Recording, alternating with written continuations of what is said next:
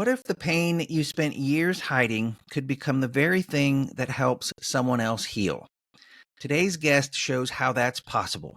Hey, everybody, I'm Steven Schauer, and welcome to Stories Sustain Us, where we are inspiring action through the power of storytelling. In today's episode, I sit down with my friend Bryant Pugh, who shares his remarkable journey from trauma, addiction, and depression to becoming a mental health leader, artist, educator, and advocate. Bryant opens up what it was like to feel broken on the inside while trying to appear fine on the outside, and how that quiet suffering eventually became too heavy to carry alone.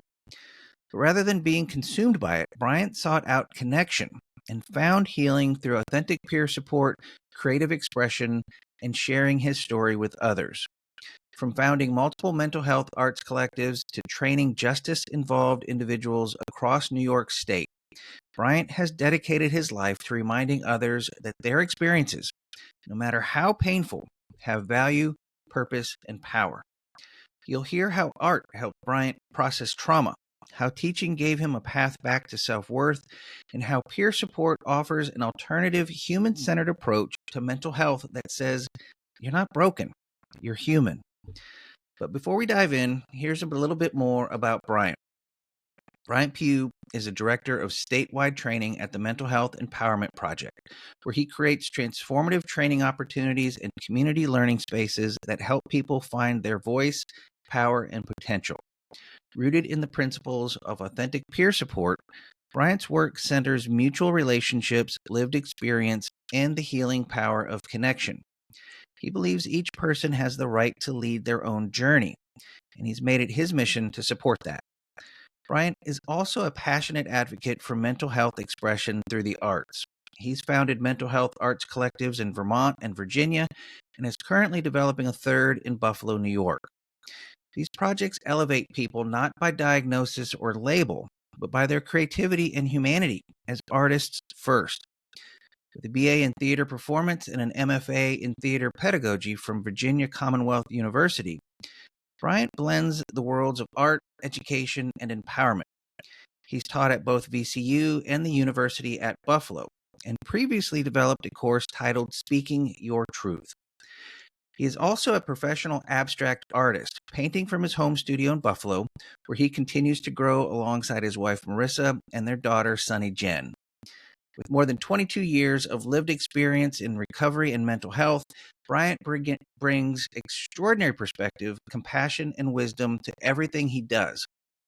He also holds a belief that resonates deeply with this show, that the term mental illness can be limiting and that all of us, regardless of labels, deserve to be seen with dignity, compassion, and understanding. So if you've ever struggled to feel whole, if you've ever wondered whether your story matters, or if you're simply looking for a little more light in the world, you're in the right place.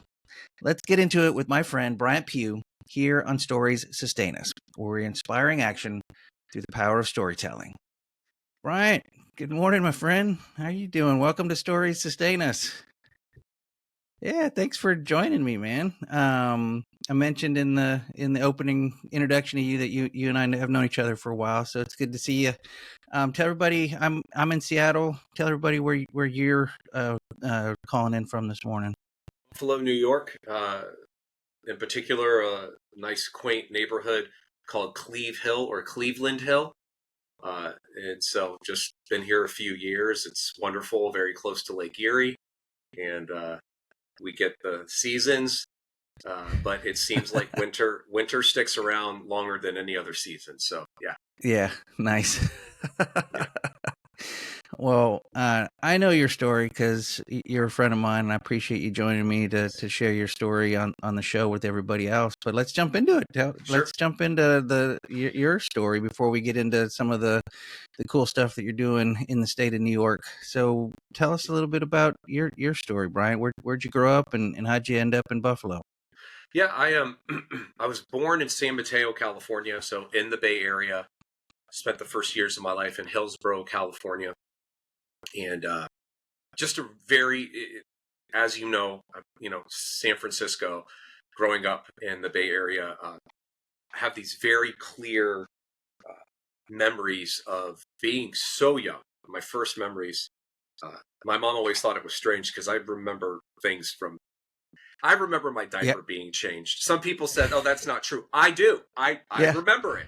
It's the strangest thing, but I do. I remember colors, very specific colors. Especially, we lived in Uh, this big time MCM house, mid century modern. And I remember the green carpet, the red, uh, What is it? The swag. What is it? Like the shag shag carpets. Yeah. shag carpet, Shag carpets of the and 70s and 80s. Yeah. absolutely in this beautiful Eichler home that we lived in. And but more than anything, I remember being on the San Francisco Bay and looking out as a kid, and I remember these beautiful colors of blue and the seagulls, and that beautiful red orange of the Bay Bridge, of the San Yeah. Francisco Bridge, Yeah. the Golden Gate, and that's those were my biggest memories. And Yeah. but that's where I grew up, and for the first 6 years of my life. And my parents got divorced. They dealt with their own addiction and alcoholism issues, and it just didn't work out. And I'm not Yeah. going to Yeah. dive too deeply into that, but that was part of the Sure. deal. Sure. And then when I was about 6.5, 7, we moved to Petersburg, Virginia. So definite Wow. culture shock. Went Other from side of the country. Yeah. That's a yeah, big move. That's a big move for a little kid. it was, and so it was went from a very open environment, very welcoming, Yeah. to Petersburg, Virginia, the heart. Well, one of the areas where it was very much the heart of the Confederacy way You're back in the in the South. day. Yeah. Yeah, so Yeah. that was a Yeah. strange transition, and I Yeah. was my dad went his way, and then my mom raised myself and my sister, and along with my grandmother.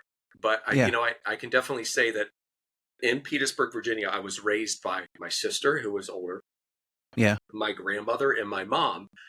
And it was an interesting environment because most of my friends, they had their parents, and I just had these three ladies that were raising me up. Uh, Yeah. so I got to learn early on, uh, which I think was a benefit. At first, I didn't think it was, because I thought I needed to, I wanted to be this man growing up. Yeah. Sure. But I learned everything I knew from my grandmother, my sister, and my mother. And it was just a really interesting trifecta that they had of taking care of me. Yeah. And I didn't realize it till later on, but it has, and I'll follow back on this later, but it has definitely influenced the man that I am today, and the father that I am today, and the husband that I am today. Sure. No doubt. No doubt. Yeah. So you're 7, 8, 9 years old, being raised by three women Mm-hmm. in the South. Yeah. In the South. So yeah. So what was life growing up for you like? How were you in school? What were as you're moving into middle school, high school? You stayed in that Virginia area through high school, right? Yeah. Through high school, I stayed in Petersburg, Virginia, and I made my friends. I struggled in school, diagnosed with ADD, ADHD. They tried to give me Ritalin. I didn't want to take it because one of my friends told me, it made him not want to eat, and I like to eat a lot of food. Yeah. So I refused to take it. And so I didn't realize this. My mom let me advocate for myself at a very young age, which also becomes part of my story later on. We were with the doctor, and the doctor said, "Your son needs to take Ritalin and these other medications." And my mom looked right at me and said, "Do you want to do this?" And I said, "No." Yeah. So, then of course I was bouncing around in the classroom for the next so many years, found my grip around my 10th grade year.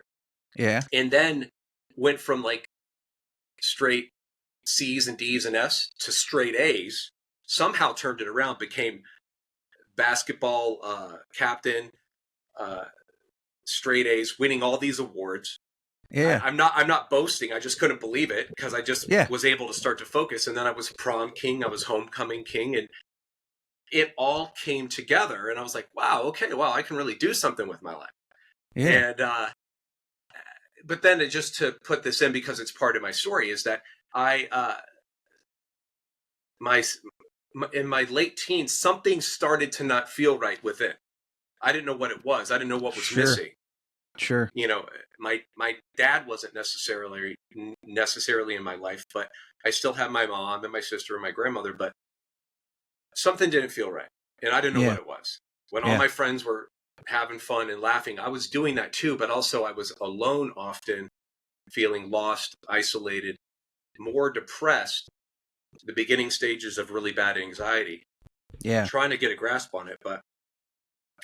And that's what kind of, that was sort of my transition out of high school, out of Petersburg, Virginia, was I started to move around a lot, trying to find my place in life. And I didn't know where I was supposed to be. I didn't know what I was supposed to do. All I know was Yeah. that I was carrying around severe anxiety. I was very depressed off and on, some great moments in between. But that became a part of my story. So that Yeah. was sort of I my can transition out of high so school. relate to that.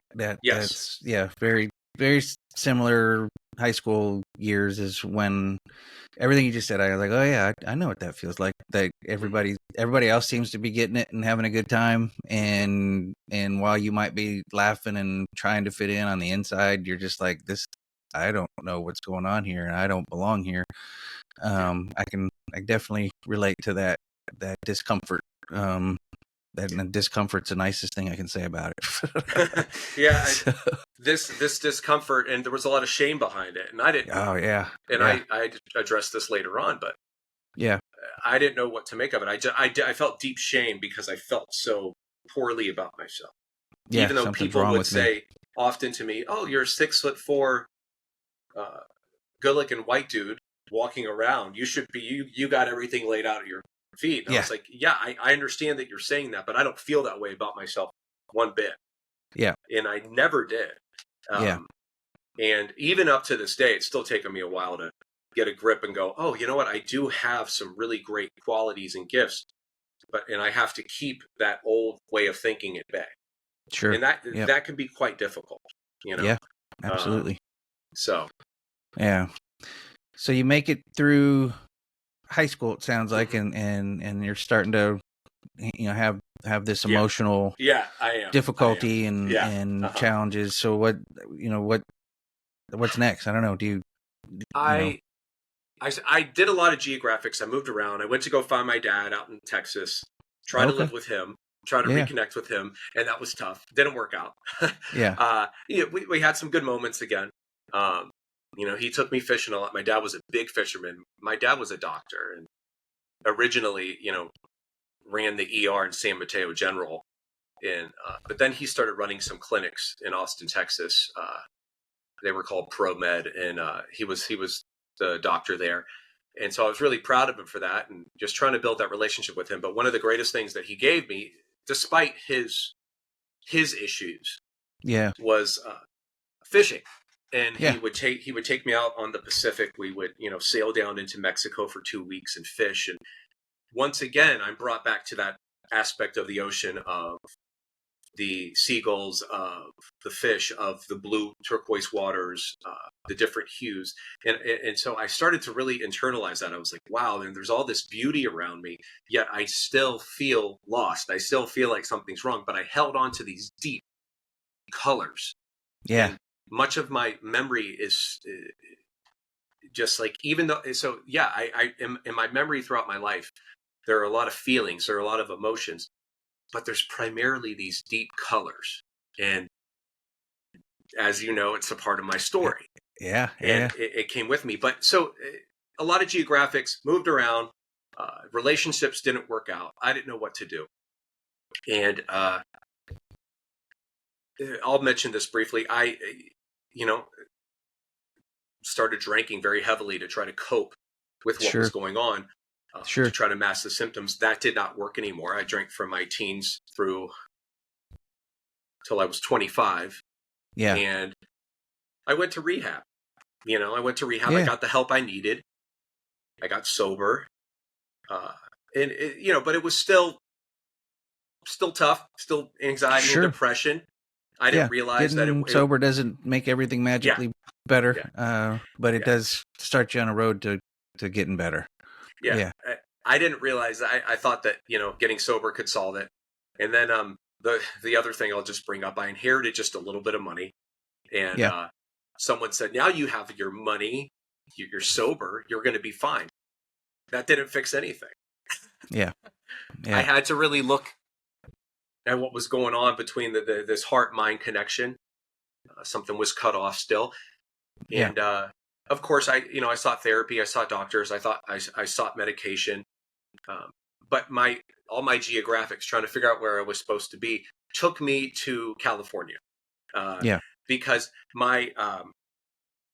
and one thing I didn't mention earlier was that I went to college at Virginia Commonwealth University, and I was a theater performance major.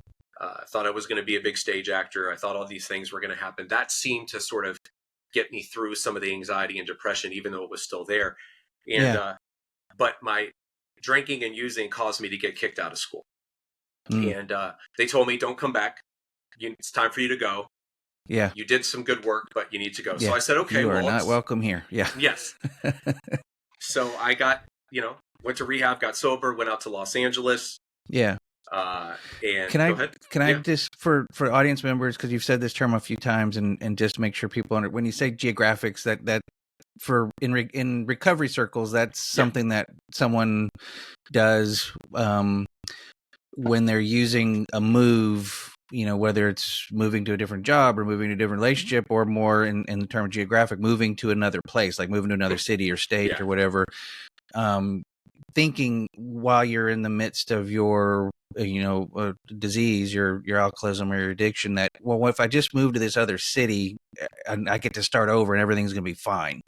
But when you're not well and you go somewhere else, the not well you shows up at that other place. So geographics is a term often used in recovery for when someone moves somewhere thinking it's just going to be better, and then it's not. So I want to be, because you're not better yet. But that's just so for the audience understands that terminology is kind of part of recovery circles. And I did my fair share of geographics as well before I got sober also. So thank you for the I'm very familiar with that methodology of, it'll be better if I move there. And it turns out it's not so better. So anyway, sorry to interrupt your story. I just want to make sure the audience understood what that term was. So so you ended up sober, healthier, but maybe not completely in a good mental health state yet, if I'm following your story right. So you end up in Los Angeles sober, and let you pick up your story there. Sorry for the interruption. No, it's fine. And thank you for the clarification. I right before I got to LA, I decided to move to the desert. So I lived in Death Valley and got a job as a bartender. So that makes a lot of sense, right? You get a job. So as Steve, you did so great describing the geographic, audience, I decided to take myself and my pain and move it to the middle of the desert, newly sober, and work as a bartender alone. And there was one recovery meeting a week that was like 60 miles away. So, I was like, what am I doing? Maybe not the best advice for newly sober people. I made it through somehow, some way. And awesome. In this time, I started to develop a relationship. I met this lovely lady that worked out in the desert. And unfortunately, part of my story, she ended up dying in a drunk driving accident. And just another lesson I had to learn throughout all this was that, I seem to have been people to me that felt the way I felt. That I'm not saying she was bad or I was bad, but no, it's what you attract. And so I picked it all up that day and got my stuff together and got to Los Angeles after that incident happened. So I took more baggage with me to Los Angeles. But I found a home in Los Angeles. I think I was out there for almost 8 years, 9 years. And I found a great recovery network. And once again, amidst all the auditions and working in interviews, I mainly worked as a waiter in Los Angeles, trying to make it as an actor. But mental health wise, I was struggling so bad still, like I said, I made some great connections. I met some wonderful people that I'm still in touch with to this day. And I just started to really struggle again, where I just couldn't show up for events. I couldn't show up to work. I couldn't show up to just to meet friends for simple outings.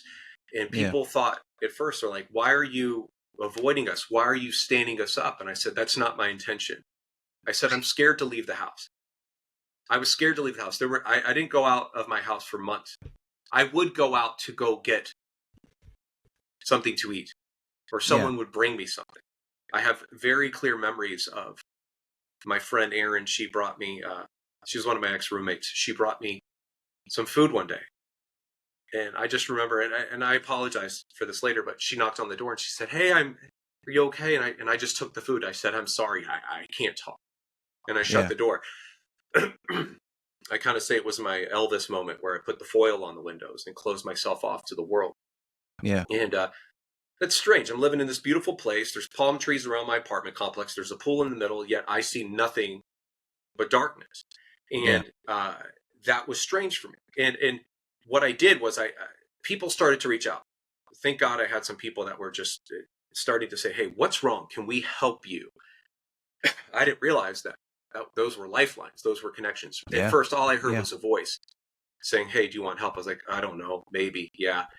And one person in particular turned me on to, he had this really good hypnotherapist that worked on a sliding scale that took my little bit of money that I had. Yeah. And this guy was a lifesaver. And I had no idea that hypnotherapy could work. I'm not saying it's for everybody, but it was for me. Yeah. And it opened up a new door.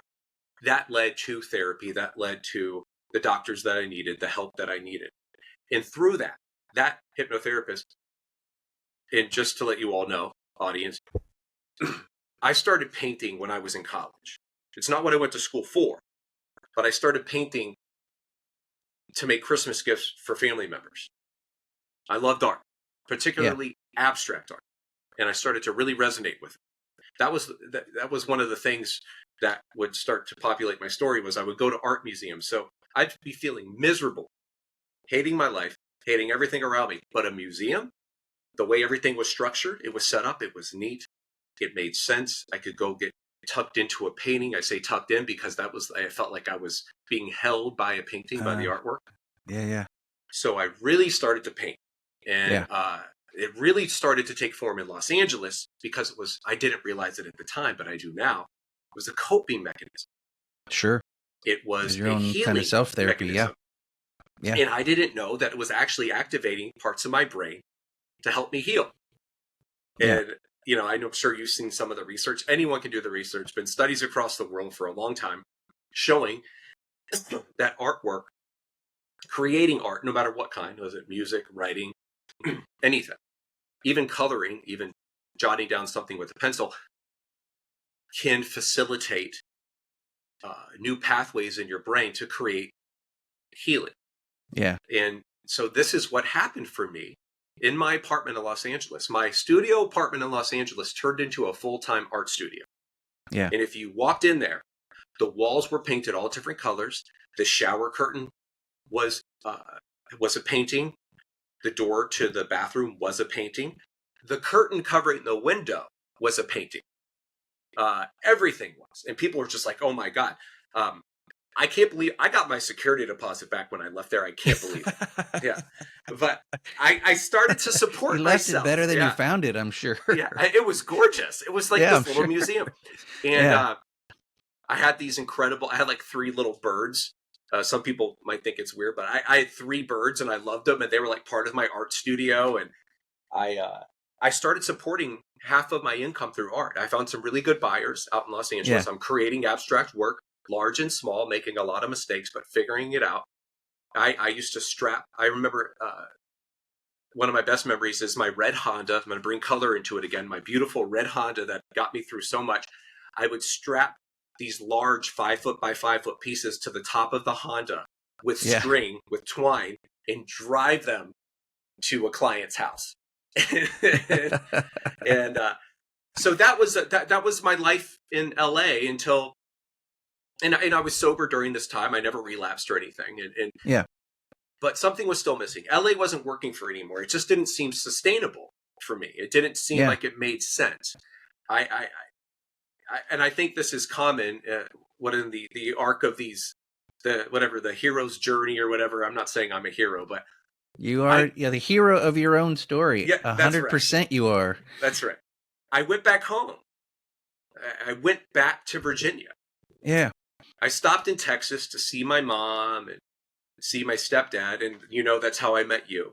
Yeah. And so that was nice. That was along the way, and I'm so grateful for that because it gave me the gift of you and the gift of meeting your wife and other wonderful individuals that have helped me on my journey. But I went back home to Virginia, and it was such a strange thing because I was like, I could never go back there because I got kicked out of school. I made so many bad choices.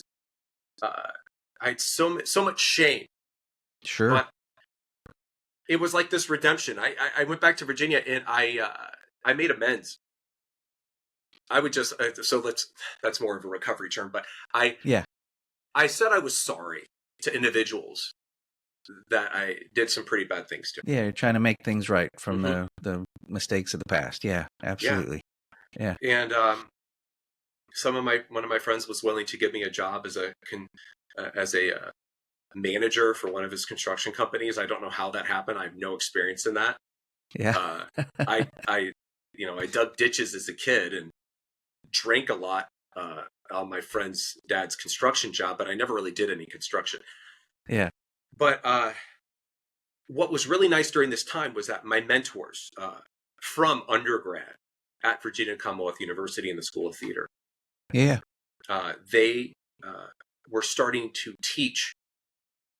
They developed a course called Winning Presentations in the School of Business at Virginia Commonwealth University, and they told me about it.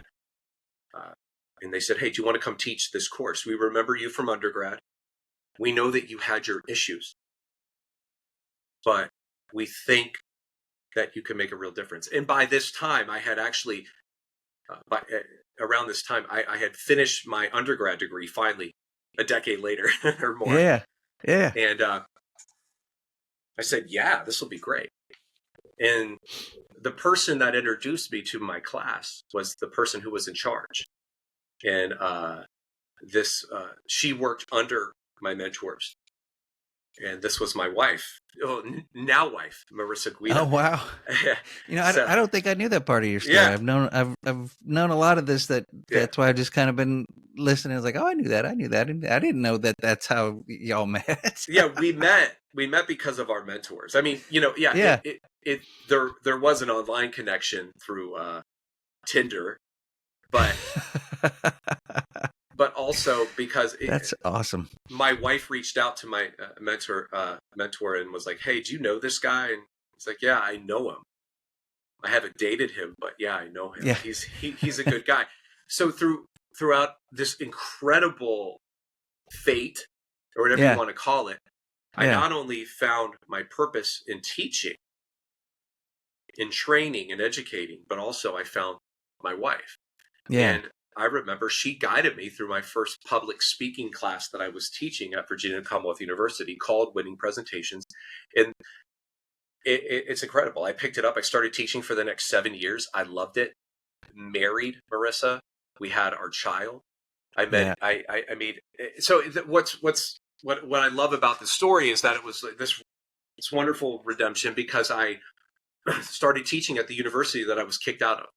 Yeah, I think that's so brilliant and beautiful and really, for those of us in recovery circles, these types of redemption stories are not uncommon. I mean, and that's the beauty and the strength of getting sober or getting clean or whatever your issue may be, and having this opportunity to live a new life, a healthy life, a beautiful life, and these redemptive arcs are so inspiring to me personally, and I'm sure to the folks listening or watching that they may be as inspired as I am by that redemptive arc of like, you got to go, you can't be here, and then years later, like, oh, we want you to teach the young kids here, the students, the undergrads. So what a great story for what good health can look like, mental health and sobriety can look like. Love that journey. Love that lovely story. And thank you for acknowledging that, because what happened, what was so remarkable was that as I started teaching, I have a lot of charisma. I'm not saying I always have the right words or the right grammar, whatever it is, but I definitely was able to connect with the emotions. And this is a Yeah. big part of my story, connecting with deep emotions of my students because I could see when they were struggling. Yeah. So there was, instead of saying, why aren't you getting your work done? I would say, what's going on? How Yeah. can I help you? You've And been there. You know I've what been there. struggle and pain looks like. Yeah. Absolutely. And Yeah. I was able to work with them and establish these wonderful, deep connections and relationships. And it became one of the most popular classes in the School of VCU over in the School of Business. And for a little bit, about 6 months, I was the #1 rated professor on Rate My Professor. Okay. Like, it was wild. And I just was, I was very happy with that because I was like, wow, I get kicked out of the school. Then I become the #1 rated professor on Rate My Professor in the entire Virginia Commonwealth University. I couldn't believe it. Yeah. So what I did was my wife encouraged me to go ahead and get my Master of Fine Arts because she said, you get this and then you can more than likely, you have this terminal degree and you can go into and probably, teach and really secure a position, a full-time position at VCU. And I was excited about that. And I got my MFA in theater pedagogy with a focus, and that's the art of teaching theater, but also it was mainly, but there was a focus in public speaking and interpersonal communications. And they developed it specifically for me. And I was able to utilize it, not so much to teach theater, but in a way, public speaking is performance. It is theater. Absolutely. 100%. Yeah. As you know, because you've been around the world and you've not only were a speaker, but you've seen speakers. Yeah. And we admire some of the same speakers, especially, I admire Brene Brown. I was watching one of her Atlas of the Heart last night. I've just started that. Oh, yeah. Yeah. And just that interaction with the audience, tuning into the emotions, looking at them in the eye, talking to them. And that's what I aim to do. And that's what I did with my students. And it worked really well. And however, life happens.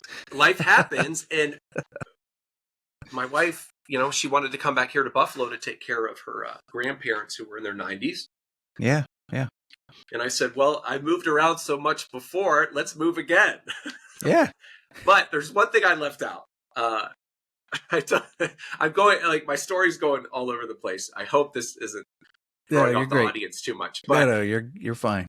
When I was, before I got to Virginia, I have to jump back real quick. I'm so sorry. I moved to Vermont.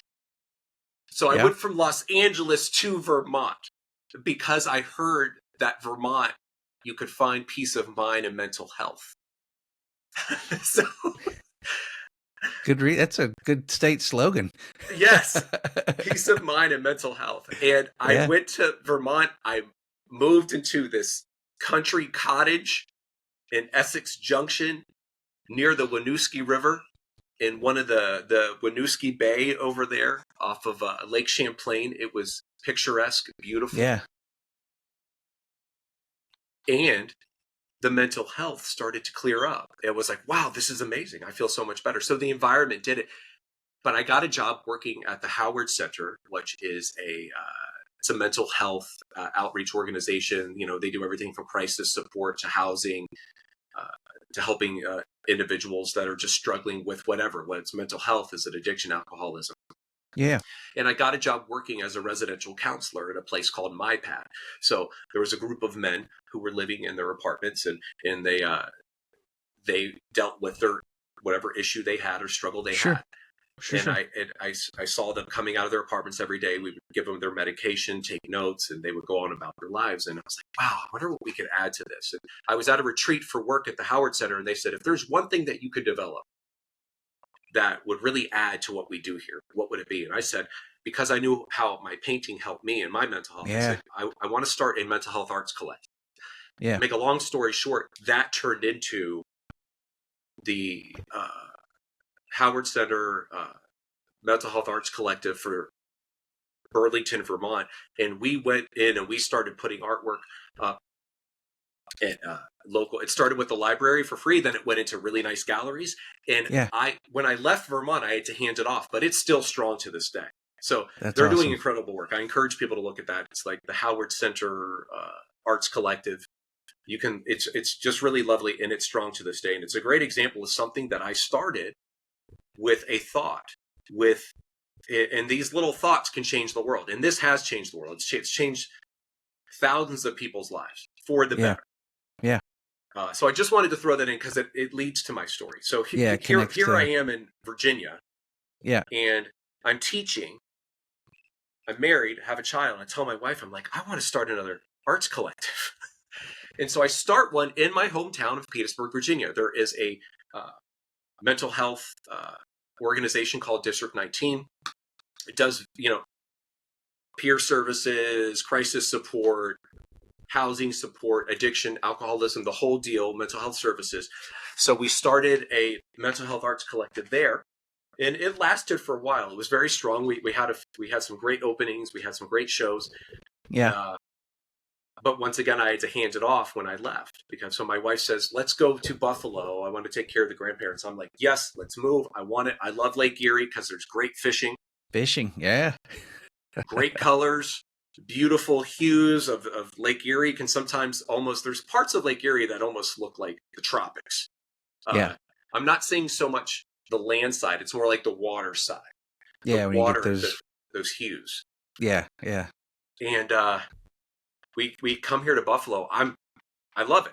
And our first year of being here, we get to move to Eagle Bay in Angola, New York. We live on the shore of Lake Erie. Just absolutely stunning, gorgeous. And there are, we go through this incredible winter. We get like 6-7 feet of snow outside. And I'm loving every second of it. Yeah. And I get a job working at a mental health organization. And I begin to get that feeling in me again that I want to start another arts collective. Yeah. And and now I'm actually working my dream job, and this kind of brings it full circle in a way. I'm the director of statewide services, or the director of statewide training at the Mental Health Empowerment Project. I work remotely out of my home in Buffalo, but I travel to Albany often. That's where they're based. Yeah. And once again, just they support individuals mainly through peer support, but just helping you find your voice, your unique gifts to deal with your struggle, whatever that may be, that mental health struggle, and being able to find pathways to reinvent yourself and take on life. And they've given me the funding, the means to start an arts collective here in Buffalo, starting in the fall of 2025. Nice. So congratulations. Thank you. Yeah. So here I am. Yeah.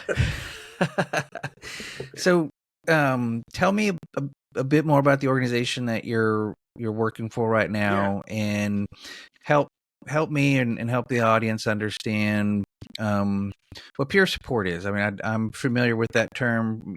My wife is also working in the mental health field, and here in the Seattle area, she has been working. She's moving on and finishing her master's, and is going to go on to full on being a therapist. But she's been working in the field of substance use disorder and counseling, and she's licensed in that, but there are peer supporters here that work in the organization where she used to work, and they are, at least how I understand it here, they don't necessarily have the same full level of education or full on state license or anything, but they've had some degree of training, but they have lived experience. They have life experience dealing with alcoholism or drug addiction or whatever the mental health diagnosis may be. And with their lived experience and the bit of training that they get, they then help others who are still struggling under the direction and under the leadership of those who may have, more education and more state granted licenses and things of that nature. Is peer support the same in New York as it is here in Washington? Excuse me. Yeah, there are a lot of parallels. There might be some differences. I do believe it. I haven't done a lot of research on Washington State, but I believe there are resources for the community. New York is really, it's nice because we are a resource state. They find a lot of resources for individuals that are struggling, and it's not frowned upon if you're going through a hard time. And peer support, what I've learned about it. So Mental Health Empowerment Project, it's a peer-run organization. Everyone that works there has lived experience. We might have some accountants, some board members that don't, but but primarily everyone there has lived experience. So you utilize your lived experience to go ahead and help provide mutual support. It's really mutual support. Yeah, you don't have to have a PhD, doctorate, like you don't have to have a master's or anything. Right. You can just sit down with another individual and be there with them. And I mean, it sounds kind of easier said than done, but it's not. It's not like you're just sitting there. You're actually absorbing what they're going through. They're absorbing what you're going through. Sure. And you support each other. You can sit with it. You don't. Yeah, that's a skill. You don't necessarily offer advice, but if it's asked for it, you can provide it. Yeah. So that is really that's the essence of it. And which a lot of people like, because we deal with a lot of individuals who are psychiatric survivors, meaning they've gone through some really bad institutions, some really bad doctors, some really bad meds, and nothing really worked. But they found this magical connection by sitting with a group of community members that are like-minded, or with one person that's able to see them for who they really are, not judge them, not tell them what to do, but be there with them to help support them through a process. Right. And that's what I've learned. One of my first experiences of working in peer support was with a gentleman who was struggling here in Buffalo, and I was able to sit there with him and help him. We were able to support him, and we were able to find his strong suits. And, is his life perfect? No, but he's living a better life today because we were able to focus on what was working and not what was wrong with him. Right. And it's really, and this is often said in the peer support world, it's you don't say what's wrong with you. You say, what happened to you? Yeah. What happened? That's a big difference. That is a giant change of perspective on how you approach someone. I love that. Yeah. That's a great way to engage with someone as a human being. Yes. And not in a judgmental way, and then listen to what their story is, what their answer is to that question. Yeah. It's a beautiful thing. And it leads to a lot of the trainings that we do today. Yeah. And one of the trainings I'm doing tomorrow is the emotions behind public speaking. Because in public speaking, there's a lot of advocacy, self-advocacy, and also being there to help advocate for other individuals that are struggling. And which I've done myself. I've been able to advocate for individuals who couldn't get the right grab bars up in their showers, even though they were in HUD housing and that was supposed to be provided for. And the apartment complex said, no, we're not doing that. And I said, well, yes, you actually are.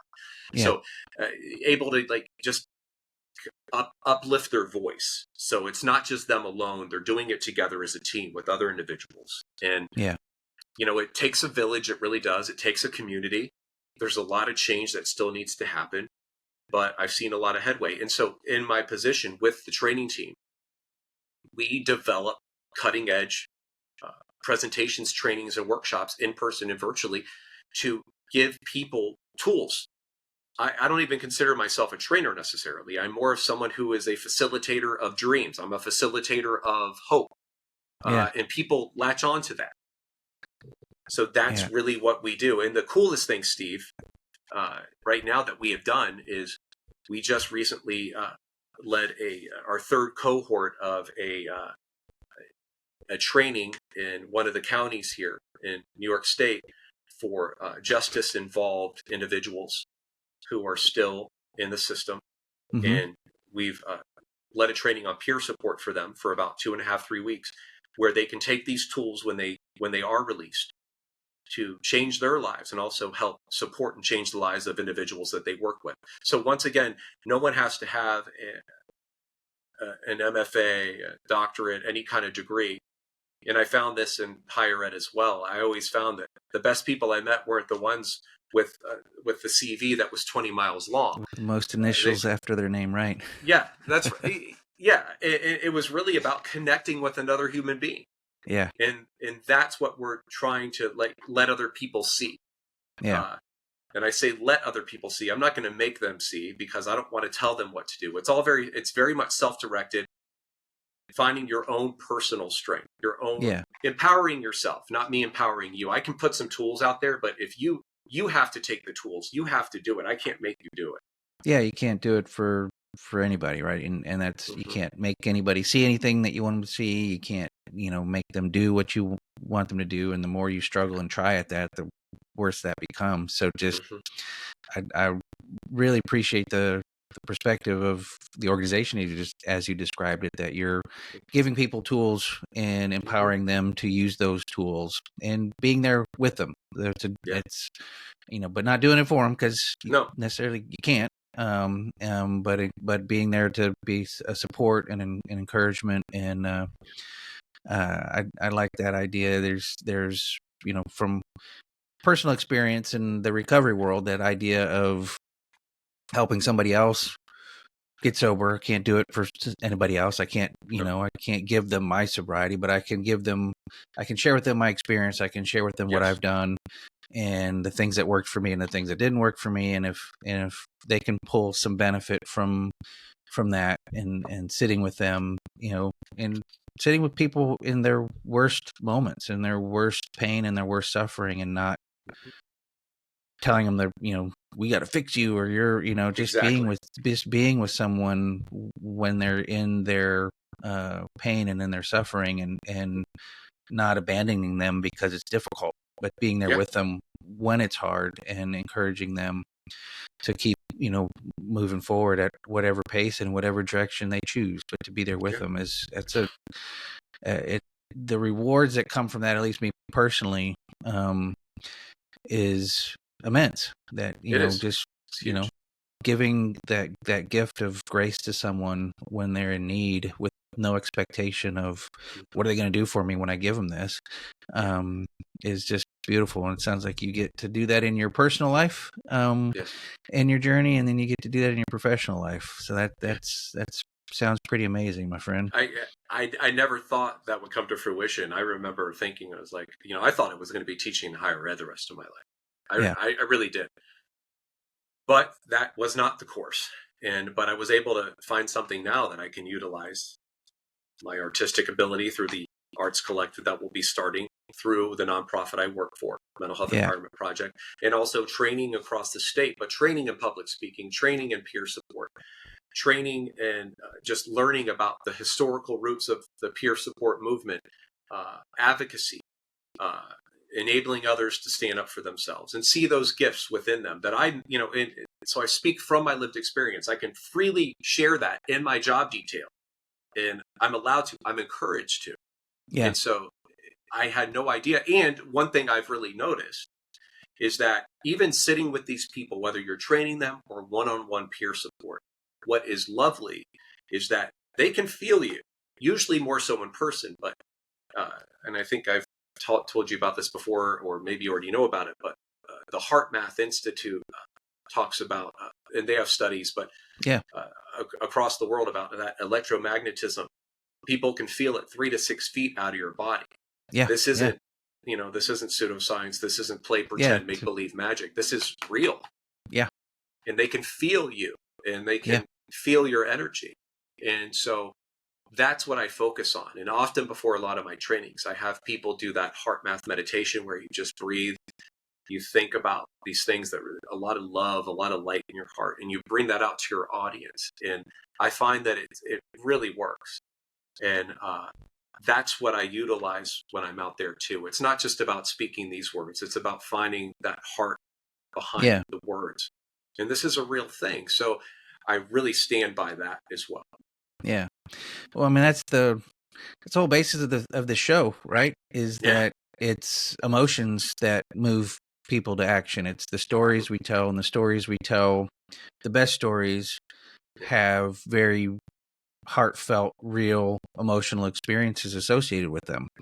So it's not just the words, because you can say a bunch of words and not connect with anybody. I mean, you can give people cold, hard facts that are absolutely 100% true and not connect with them. But when you when you wrap up the correct words, the data and the facts, and bundle that up into a story that has an emotional charge to it, an emotional connection to it, that's when you can really connect with people, and that's when you can really help people move into action. So 100%. I mean, I love that you just shared that about the Heart Math Institute, and we do connect with people. And I would ask anybody in the audience to just think about a moment. Maybe you're experiencing it right now, hearing Bryant's story, but when when someone's speaking from their heart, that's kind of this metaphor. They're not really speaking from the heart, but we say that speaking from the heart because it's someone that's really speaking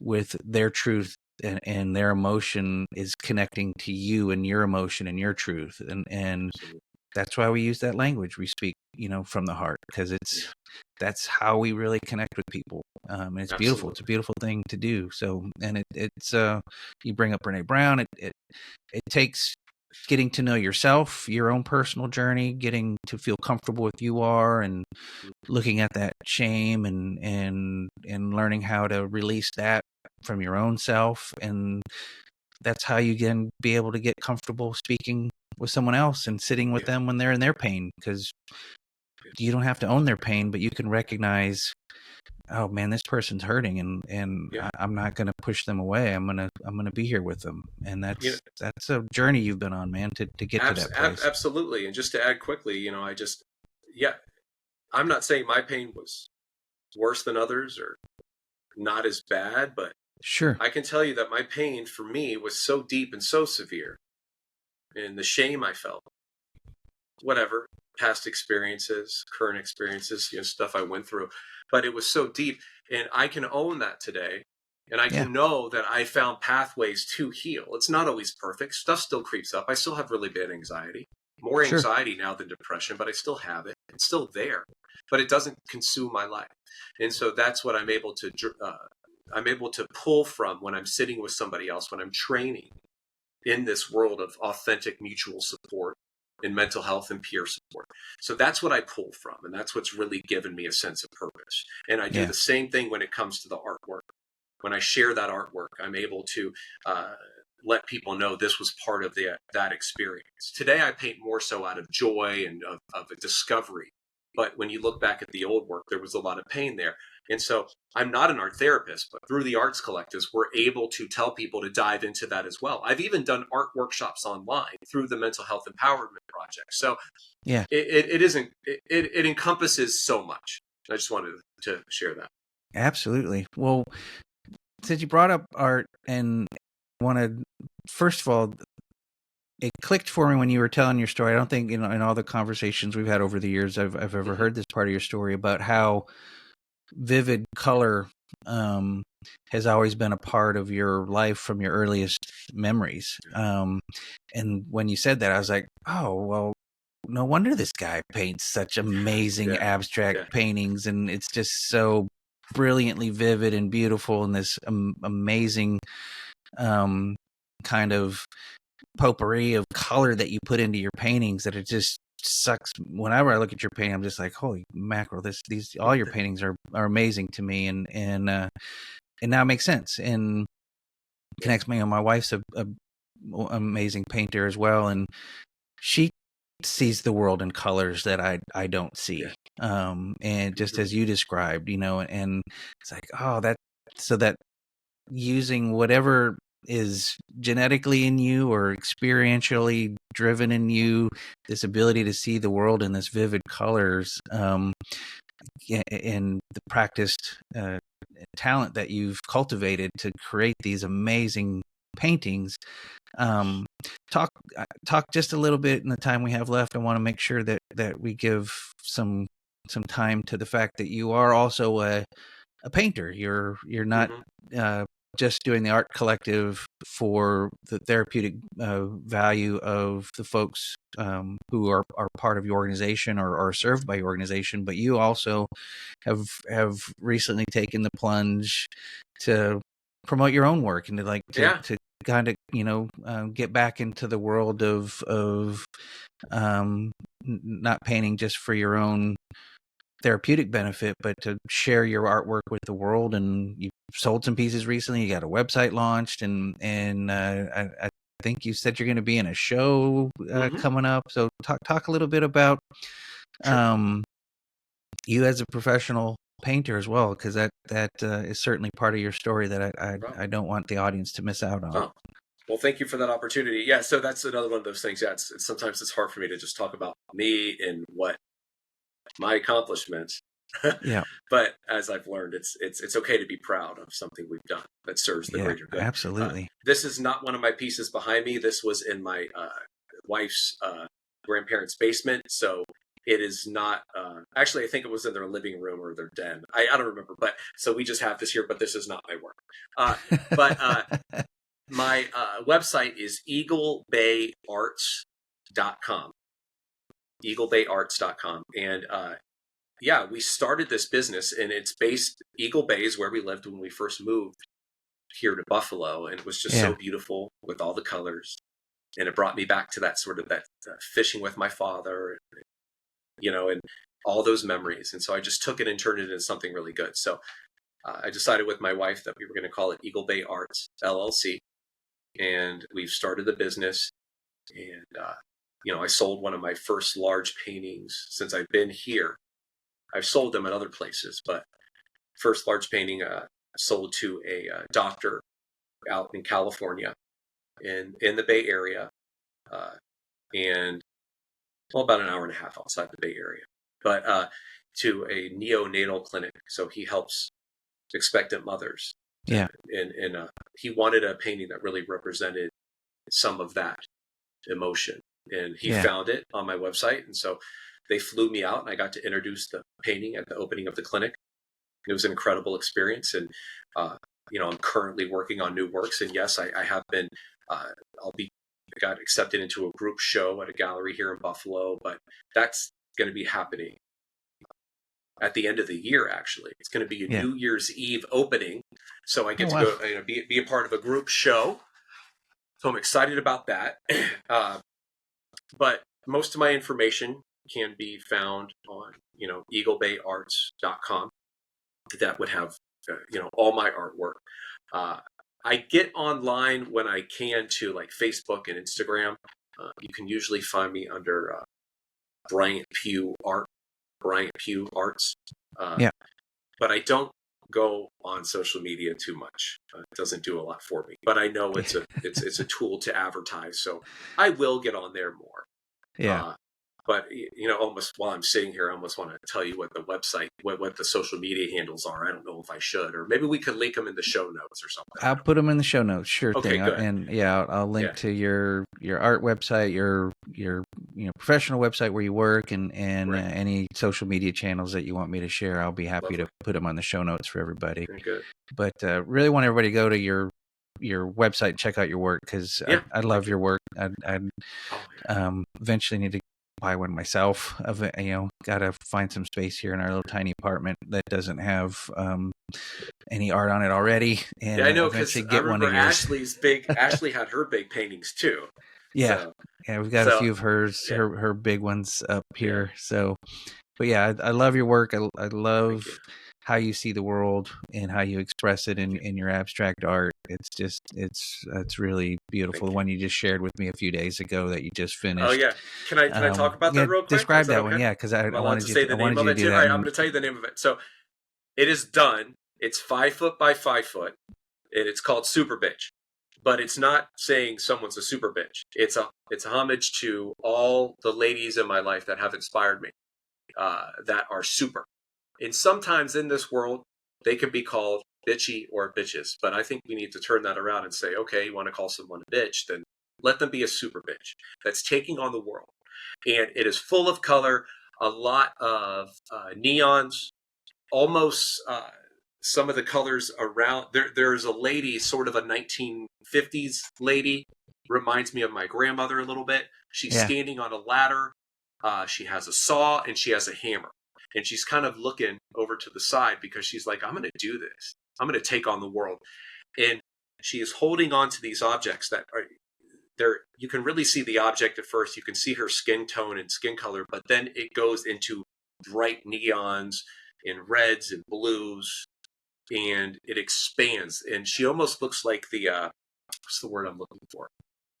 The Mother Mary figure with the light coming off of her. And so I wasn't necessarily going for that, but it started to, like the Immaculate. I don't know I can't remember what she's called. Yeah.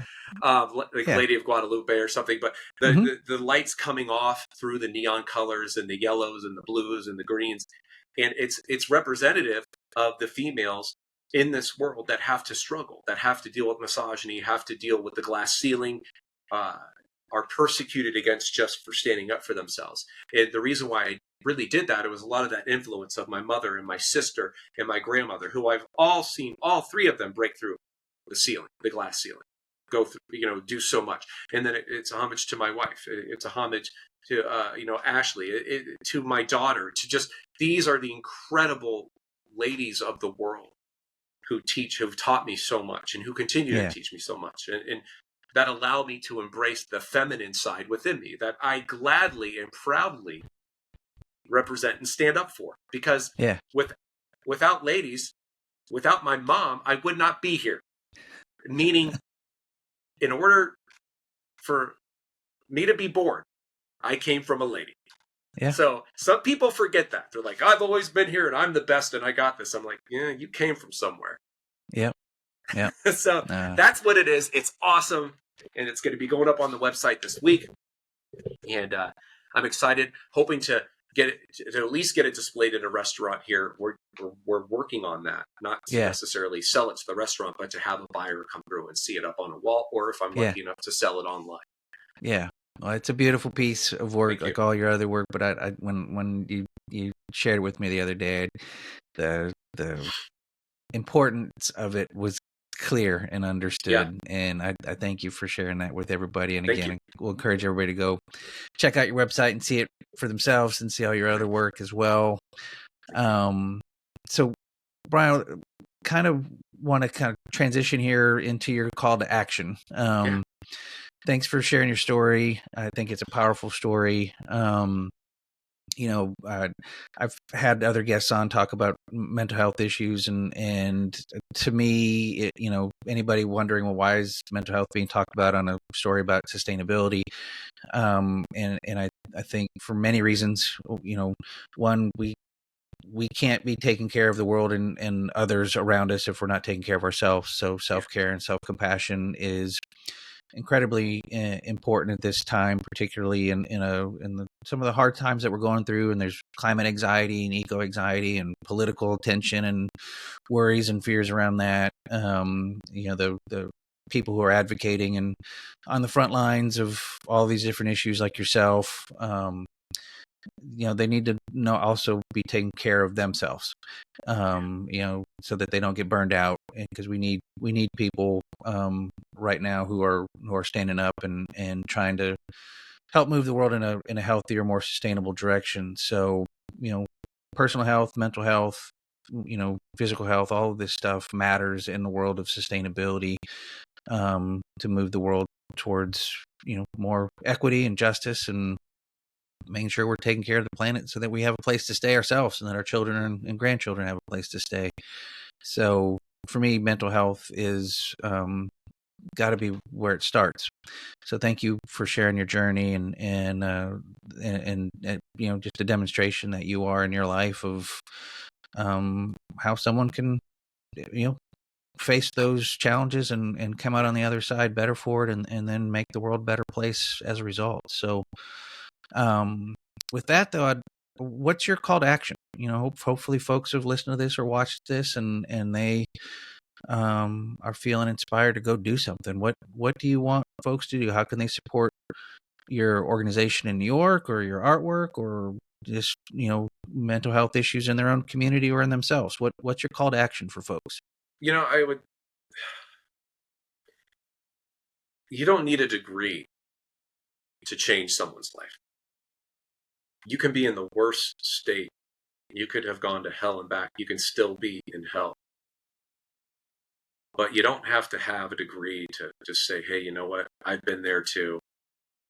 and I'm here for you. And that's what I've learned. And whether it's through creating art and sharing it, whether it's through peer support, mutual support, whether it's through recovery, or whether it's just if you're perfectly fine, you don't have any of these things going on in your life, and you work in a corporate environment or you work for some big organization, but something's wrong within you or someone else. I just say find someone that you trust, find a community of people that you can talk to about, because I found that holding this stuff in is what makes us bitter, is what makes us hate life. It's what makes us run away. And yeah, it does. It relates directly to, this podcast, because I think about, I just got to bring it up real quick, all the people that are suffering right now in Kerrville, Texas, after all the flooding. Yeah. There is a huge influx of people online that are offering mental health support because so many people need it. Peer support, mutual support. Let's talk about it. What are you going through? Yeah. Because it's not just about losing your home. It's about losing your entire identity in one flood.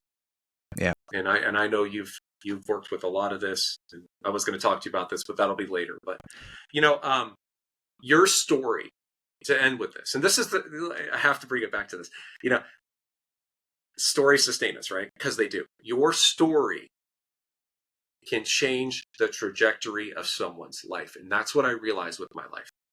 There are moments in my life where one person said something about their life and their experience, and they looked directly at me, and boom, I was like, wow, okay, I can make a change.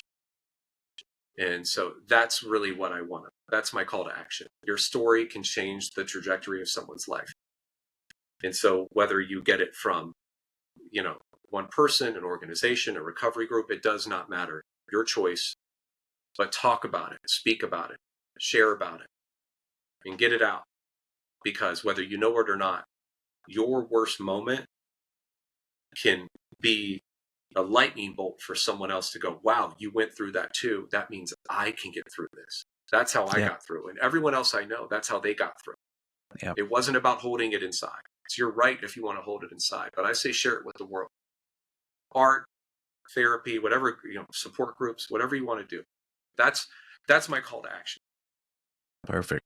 No, I love that, man. I appreciate it, Bryant. Thank you. Let's end on talking about some hope. I end every episode chatting with my guests about hope. And, we talk about hard things in this program. You just mentioned the awful flooding in Texas, and mental health challenges are real and they're hard. You've experienced them firsthand. I have as well. And so these are hard things. So hope is, for me, an important tool in moving forward in life. And hope isn't, we talked a lot about emotions today, but hope, for those who study it, it's not an emotion, it's a mindset. And hope is something that can be cultivated. Hope is defined as you have a vision for a better future. You have some plan of action, some steps you can take to move towards that vision, and you have a sense of agency, that there's something you can do about it. Might not be able to do it all by yourself, and I argue that you can't. You kind of need that community, like you were just talking about. But hope is generally those ideas of you have a vision, you have some direction, and you have a sense of agency. So I want to talk to you about your hope, Bryant. So I'm going to ask you 3 questions, and would encourage you just to kind of give your first heartfelt answer. Don't think too long about it, but want to learn a little bit about what your hopes for are the future. So first question for you is, what is your vision for a better future? It can be for you personally or professionally or for the world. Just what's your vision for a better future? My vision for a better future is that individuals are not, it's so hard to, it's easier said than done. It's always easier said than done, but individuals are not shamed and looked down upon for going through a crisis, especially through a mental health crisis, or sharing who they really are. That people are not shamed for sharing who they really are and when they're really vulnerable.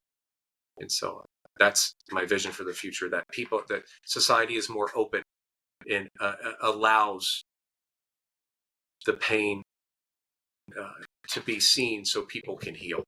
because what I find is so often people share their pain, their experience, and they're immediately torn apart online. Yeah. Yeah. So tell me the second question then. You started to go into it, but let's dig a little bit deeper. Why is that important to you that people can be authentically who they are without the fear of shame coming from others and being put down, that the society is open and we live in this world where people can be who they are and be supported? Why is that important? I remember it's important because, I remember a news piece where there was a panel around the time of the election, and someone on the panel said, I really want to speak my truth here. And the gentleman stopped her and said, oh, you're going to speak your truth. I'm going to stop you right there because already I know this is woke. This is crap. And I remember going, oh my God, that's why people die.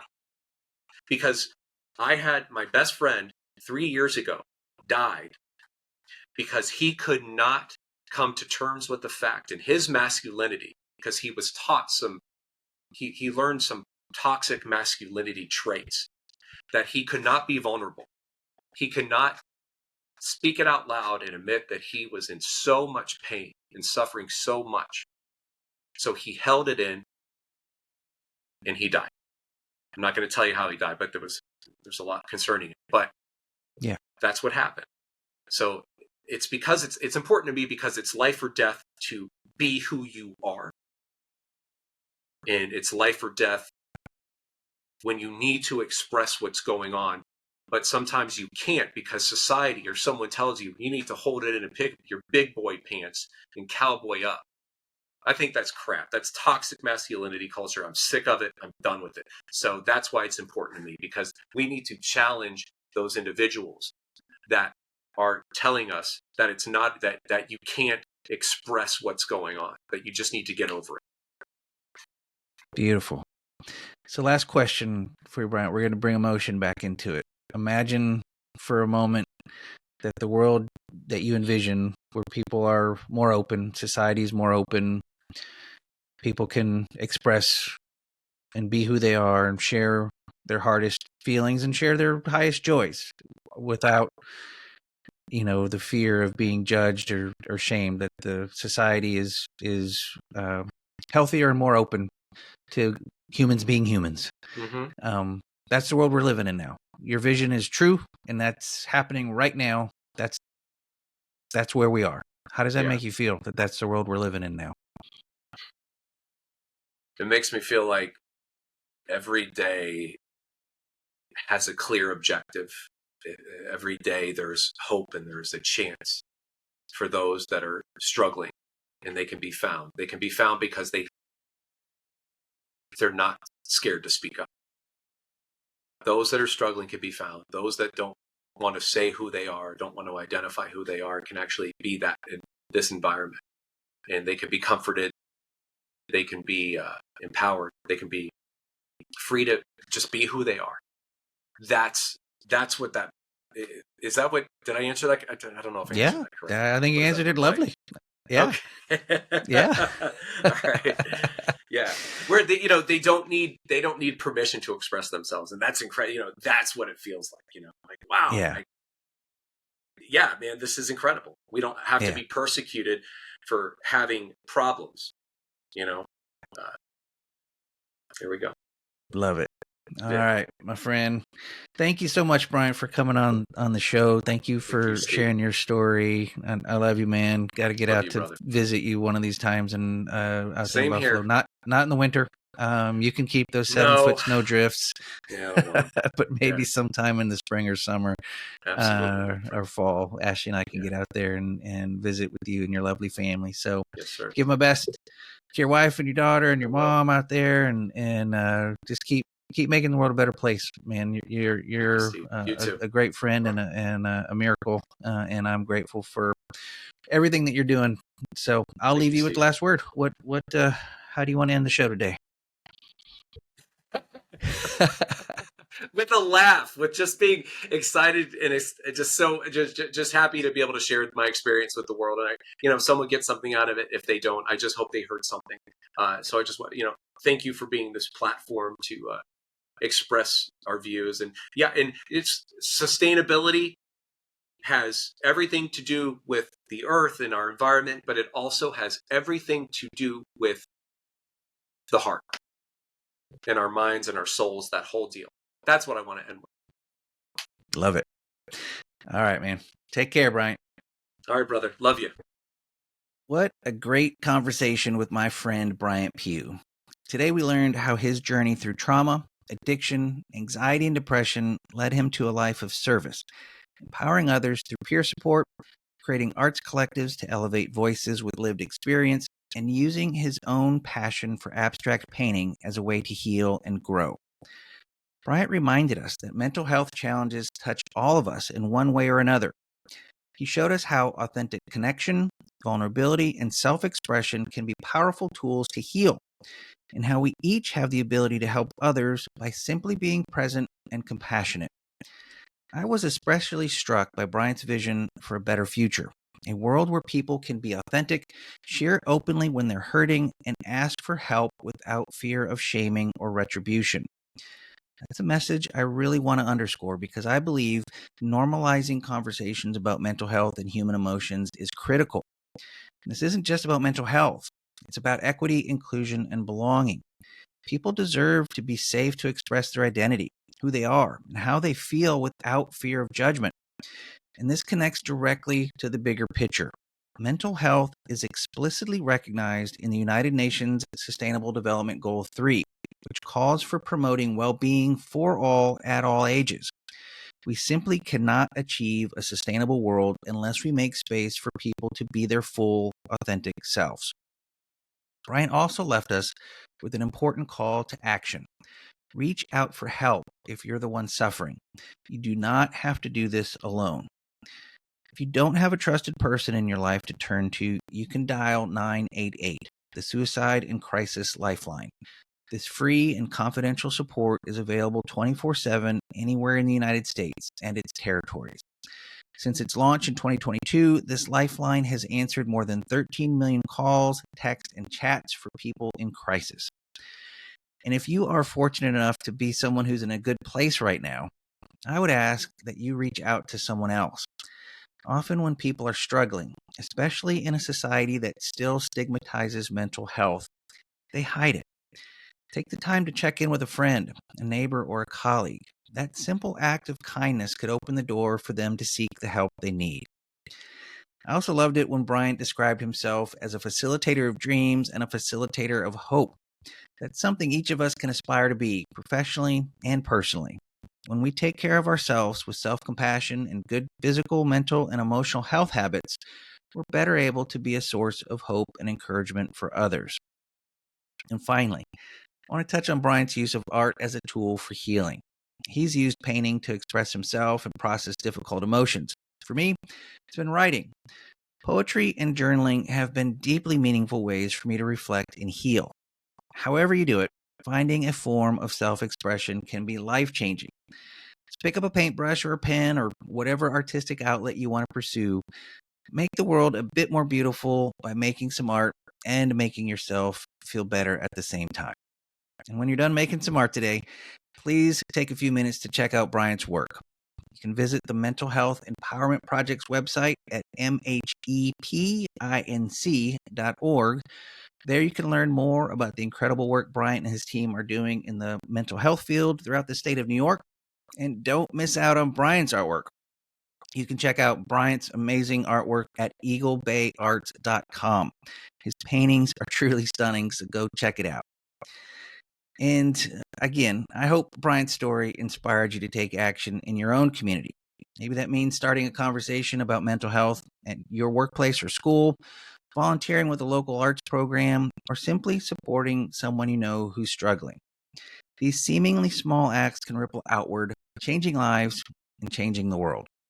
And please consider supporting this show so we can keep inspiring action through storytelling. You can visit the support page at storiessustainus.com.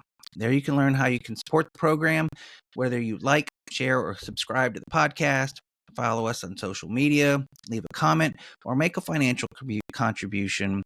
Every single action makes a difference. I'm sincerely grateful for the support you've given to this show so far. It's what keeps me going and helps me reach new audiences. And speaking of this show, I would also love for you to join me for the next episode, which will be released on August 19th. I'll be speaking with the incredible Majora Carter.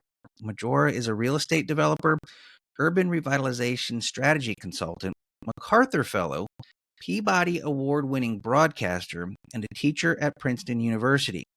She's responsible for the creation of numerous economic developments, technology inclusion projects, green infrastructure developments and policies, and job training and placement systems. Incredible, incredible career. So you're not going to want to miss it. Be sure to catch the next episode of Stories Sustain Us on August 19th at storiessustainus.com, wherever you listen to podcasts, and on YouTube. Thank you so much for being here today and continuing to do your part to make the world a better place.